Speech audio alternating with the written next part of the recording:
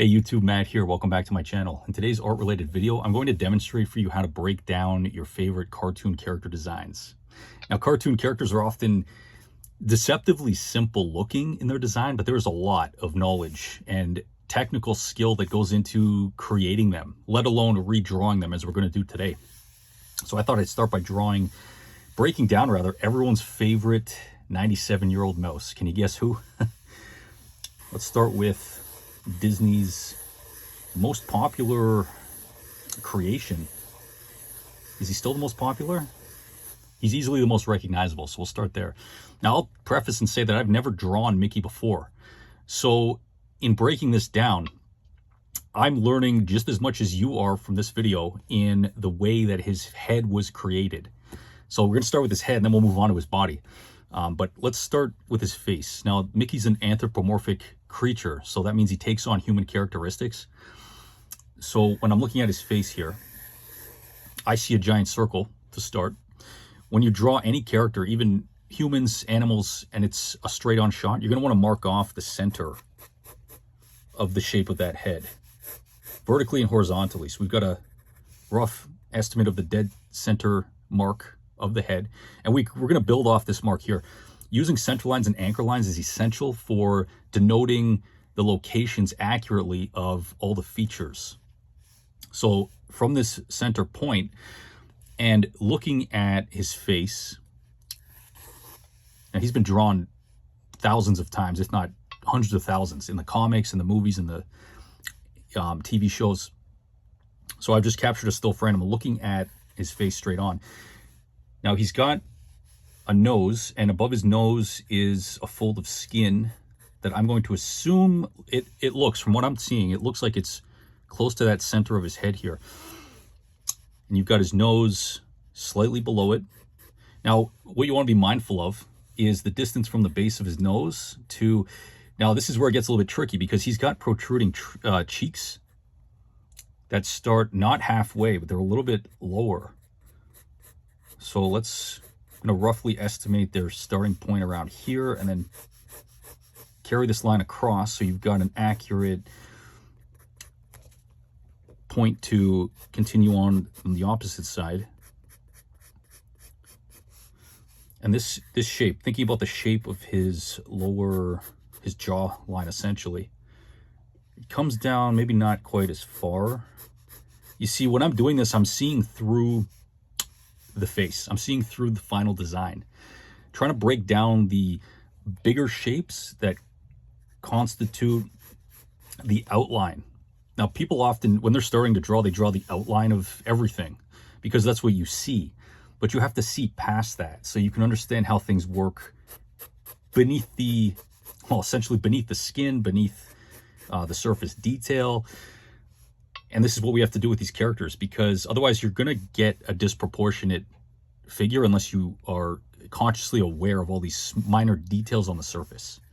And that comes later on. When you become more advanced as an artist, you'll be able to look at the details and break down more accurately the placement of all these features. So we've got his lower, now this distance I'm estimating based on what I see, because I can't see through. I can't see where this base of the circle, the larger circle is, and the base of his chin, but I think this is a decent distance. Now he's got an even greater, his chin extends even further,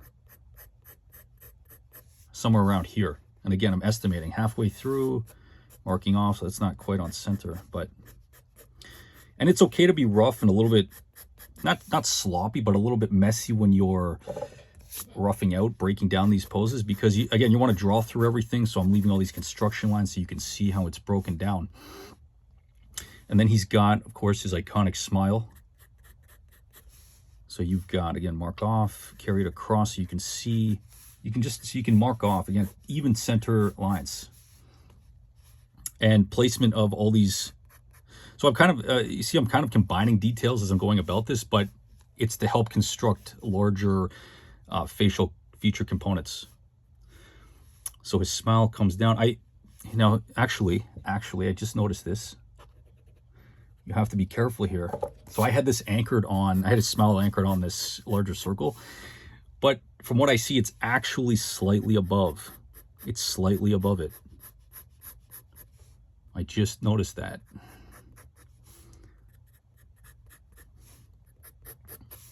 And then, let's see, from here, his smile starts. So if we were to mark that up, his smile starts actually a little bit further in, and it comes down.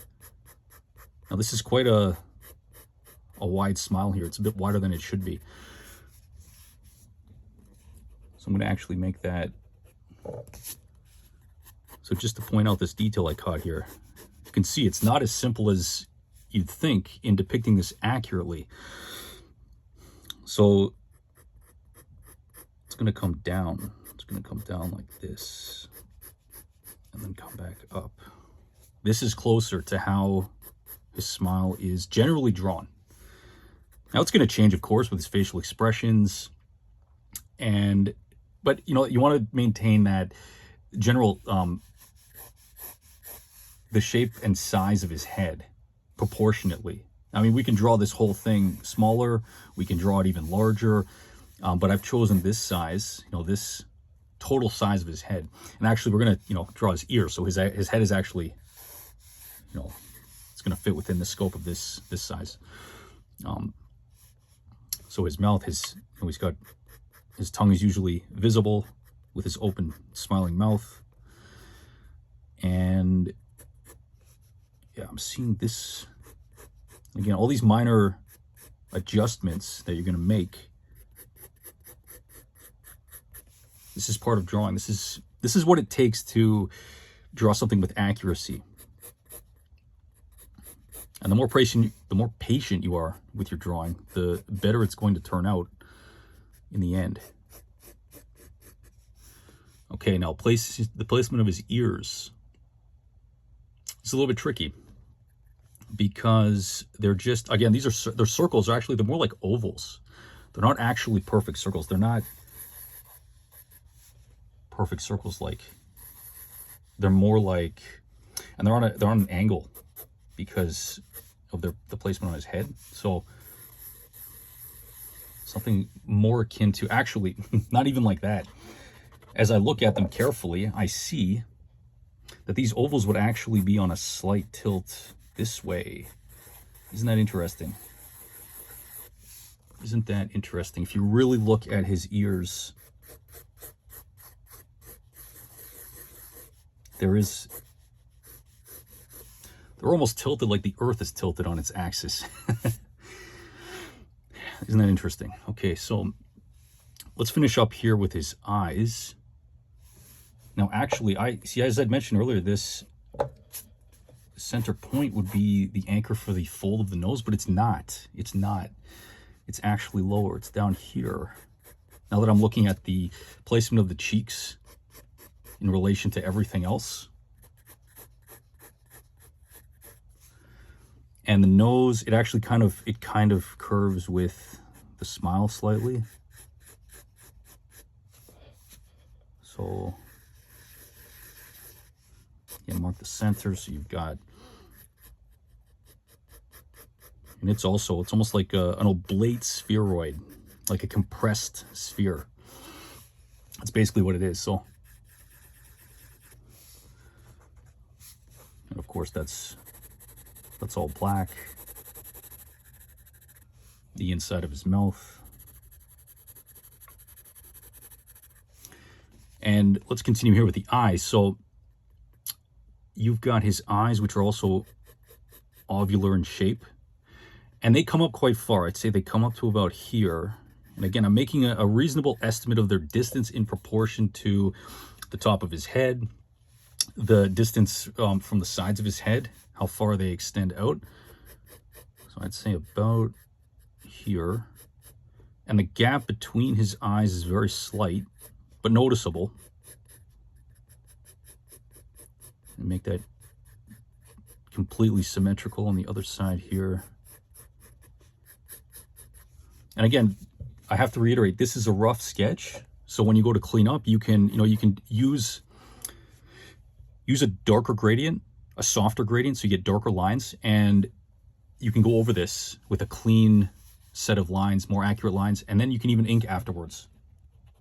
So you can have a really clean, finished drawing of this particular character.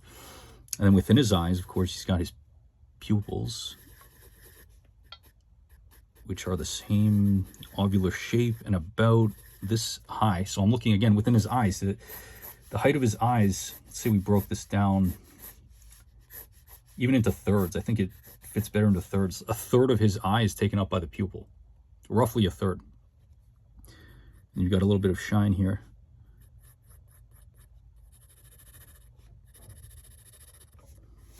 Okay, got Mickey's eyes. Now, as these cheeks come in, one more feature of the head here. He's got this, the skin of his face. I guess the blackout here is his fur, which is depicted just as flat black. But the skin aspect of his head comes in like this. Again, we're going to try and maintain that symmetry because we're looking directly at his face, straight on. And I'm also considering, you know, as I've said, the placement, where this ends right here, the distance to his eye. I'm looking at the point-to-point relationships, essentially, of all these aspects.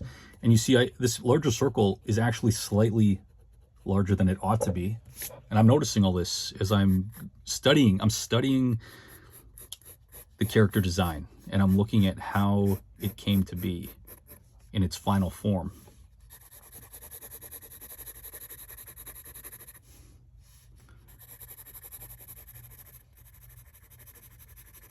This is all black. And now we're going to draw his ears in. And I'd say center of his ears almost lines up here with the top of his head. It's kind of in this direction here. This is tricky because the ears are flat black and they're just sitting on these positions. So I think I'd say the one ear curve starts here and carrying this across. Another curve ends here. And like I said, I'm looking at the angle of these ears roughly about there. And like I said, they're ovals, not as sharply ovular as they might appear. They look like circles, but they're not perfect. They're squashed, and they're on this angle, being squashed. Very keen design. Whoever came up with this, you know, they paid attention to all these details. They thought of all of this. Or the character designs evolved over the years. I know it looks slightly different than it once did during his first depiction way back in 1928. That was quite a while ago. And then again, trying to match this, make this symmetrical. So, I mean, if you've been following along, you can see how excellent it is to break down a character design, to really understand an approach to studying anything when you draw. All of these center lines, anchor lines, the point-to-point relationships, you know, this distance from here to here, the placement of the smile, the cheeks, the folds in the skin, his cheek muscles as they protrude. How far out are they extending from the sides of his head? It's a little bit too close there. But you can see, I mean, this looks close to Mickey. It's not perfect. It's not perfect. Like I'd said, this was the first time I've drawn him, and I can already see that it's not completely perfect. But I do now have a much better understanding of his breakdown, how this character has been designed, and how I'd approach drawing him again. I'd probably start with these cheek shapes just because it extends furthest out. It was kind of tough. I mean, as we saw in this video, it was kind of tough depicting or actually determining where these cheeks would come from after that initial circle was drawn. So I'd probably start with the features that protrude furthest out And then you can see me trying to fix these ears.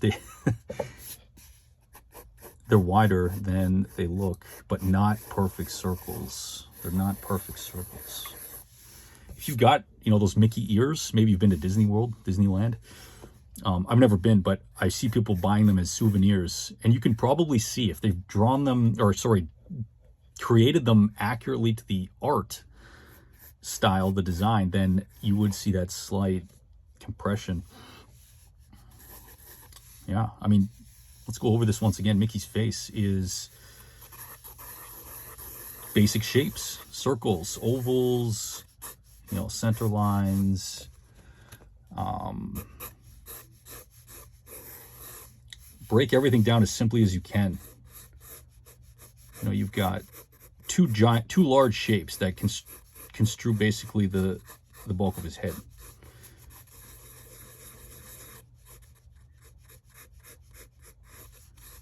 I'm doing this quickly just so you can see that it gets easier after you've done it once.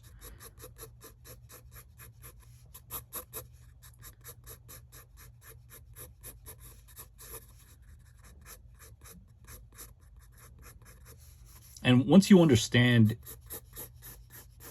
how the character has been created, you can start to tilt it. You can rotate the head, you can tilt it on its axis, and really get creative with depicting Mickey your own way, or at least his head, in any direction you'd like.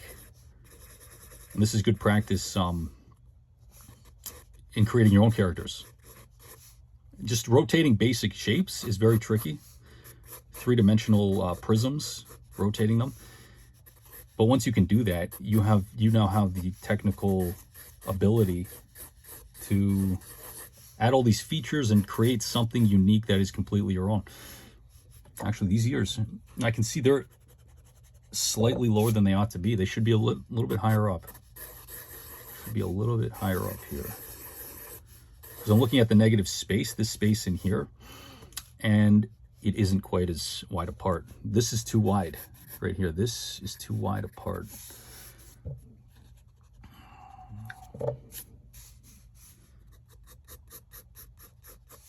Okay. So let's take a look at his body. Generally, he's depicted in some kind of a dynamic pose, or it's exaggerated because it's a cartoon. So I'm looking at a drawing that I found on Wikipedia, a depiction of Mickey on Wikipedia. And you can see he starts, so he's got a lot of action here. He's got his giant yellow boots. And just like you break down a human figure in proportions, you're going to do this with a cartoon character, but you have to be mindful of the proportions in relation to the character. Now, they do follow proper anatomy proportions, although sometimes the rules are a little bit skewed. Of course, with Mickey, you can see that his body is essentially, from what I see, I'd say it's about 3 heads tall. You know, a standard male human body is between 7 to 8 heads tall, and a female between 6.5 to 7.5, 6 to 7. But with cartoons, to make them look cute or almost childlike, the proportions are going to differ, and it's more like a child, because a child's body is shorter, of course, not as many heads tall. So these characters are depicted more like younger people. So 3 heads. And we'll start with his, I'm just going to roughly break this down. So we've already drawn his head multiple times. Let's see here. Just to get the general shape of his head so we can move on to the body here.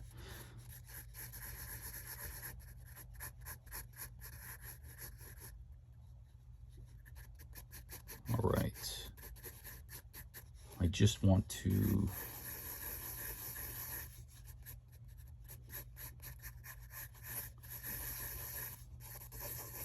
place some of these larger features here so we can move on. Now his body, actually, this is even more extreme, this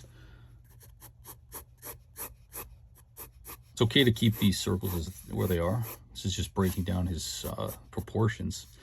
But I can see that it's really exaggerated his pose. His body. His body is a shape like... It's almost like a sack or a pillowcase. When you look at a lot of these cartoon characters we're familiar with, you'll see that their bodies are almost like bags, like sacks that are like a pillow almost. They look kind of soft, like they can bend easily, because rather than, you know, depicting his rib cage, which actually exists, you've just never seen it because you've never seen through his figure. He's got his pelvis is here. This is proportionally accurate to someone that has a body that's roughly 3 heads tall, like this character. But of course, his body is covered with clothing, or, you know, he's got his shorts. His shorts actually start here and extend all the way down. His legs are connected, of course. Now, I place his boots, his yellow boots, around this location here. I'm going to draw his legs straight through. Again, we've got the center line of our body. His legs would attach, of course. They'd extend out. And his shorts extend past the base of his body. So let's see if we put them maybe... He's only got about half his legs showing before his boot starts here, so...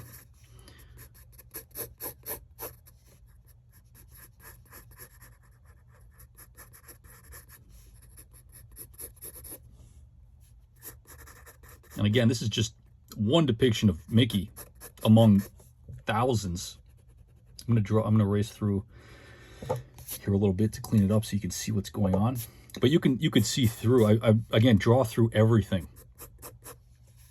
And draw lightly, draw softly, so you can erase easier after, and then you can put on your finalized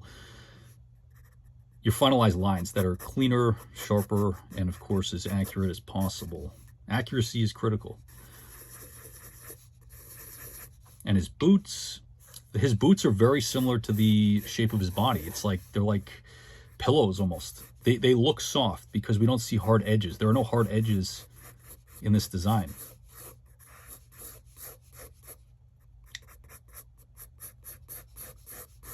So there's one there, and there's another one.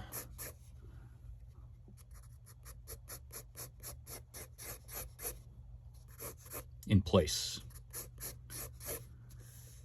So if you guys saw my video on my approach to drawing the human figure from my imagination, you can see it's very similar to, this is almost a 3/4 turn pose, and his head is tilted towards the camera facing us.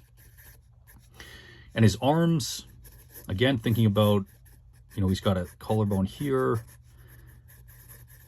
The scapula would be behind him here. There's his shoulders, the joints, and his arms would come out.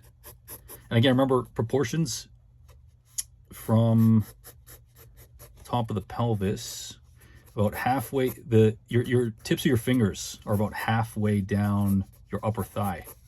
So right about here. So again, being mindful of this, even on a cartoon character, see, you can break the rules once you know anatomy. When you know anatomy and the positioning of every aspect of the human figure, you can start to play with proportions and sizing, as long as these, like as long as the arms, I mean, the arms could be longer, but then it takes on a kind of, it has almost like a creepy effect. What's a good example of that?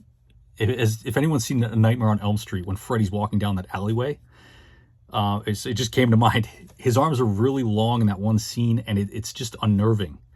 So, I mean, if his hands were drawn like to his ankles here, it would be creepy, because they're longer than what we're used to seeing on a human figure. Even though he's an anthropomorphized cartoon character, to make him anthropomorphic, to make him look humanoid, you've got to follow these technical rules. So let's finish off here. He's wearing his gloves, and again, I'm just going to draw these in their bulk kind of shape that they're constructed from. Again, almost like that pillowcase. No hard edges. Everything's soft and smooth. Got some muscle there in the palm. And I'm doing this really quickly to show you how I'd approach drawing this iconic character from what I see. Now, this is a study. I've been studying in this video. I've been studying these images I'm looking at. But we can take this and, draw him in different ways. Draw a straight-on pose, draw him from behind. And when you've drawn him enough, as any, Disney animator or comic book artist would attest to, you can draw him any way you want, doing anything. Flying a plane, sitting in a car, sitting at a table, eating. All of this is possible once you understand fundamentally his proportions and the way he looks, especially his head turned at different angles. This is what it takes to draw cartoons. You have to understand the figure. And this was actually, I like doing this because I've never drawn Mickey before. And now I have a better understanding. I'm going to remember all these different, the placement, where I place the features of his nose and eyes. And, if you've got a child or you're an uncle or aunt, it's cool to be able to draw these figures for the little ones because they love to watch cartoons. And seeing these characters come to life in front of them is pretty cool. It's pretty awesome.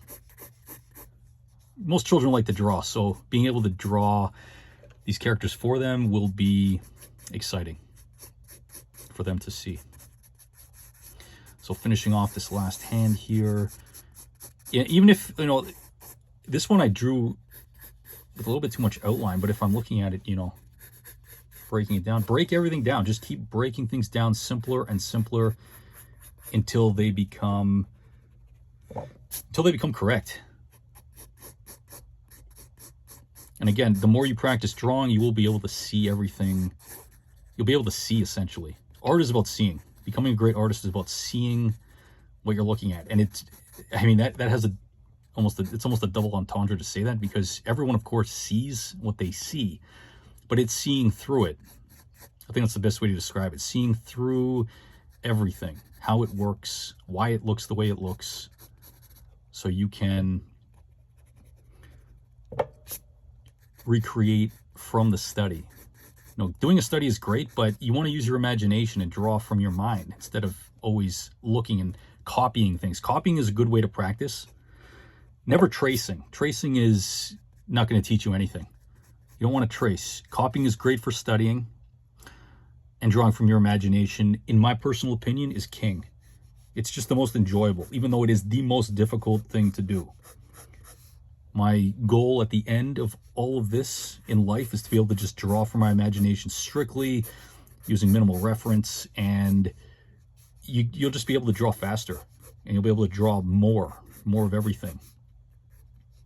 And it doesn't slow you down. Referencing is great because it's learning. You're learning. Like, this video is about learning how Mickey was created. This is it. All right, guys, I'm gonna finish this up here.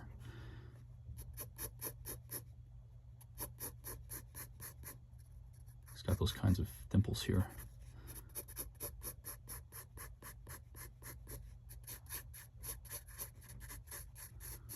I'll do more videos like this in the future, breaking down cartoon characters. I think it's a great way to learn drawing, just how to draw. And everyone's familiar with these characters. You've probably never really seen the characters broken down in such a way, but it's important. Because as we draw more things beyond these characters, you'll see that everything is just built out of basic shapes. All right, guys, thanks for tuning in. I appreciate you watching this video. If you stayed this far, I absolutely commend you. And if you enjoyed this content, consider subscribing and liking, and of course, leaving your comments. I always love to read your guys' comments and your critiques and suggestions for new video content. You guys have a great one, and I will catch you next time.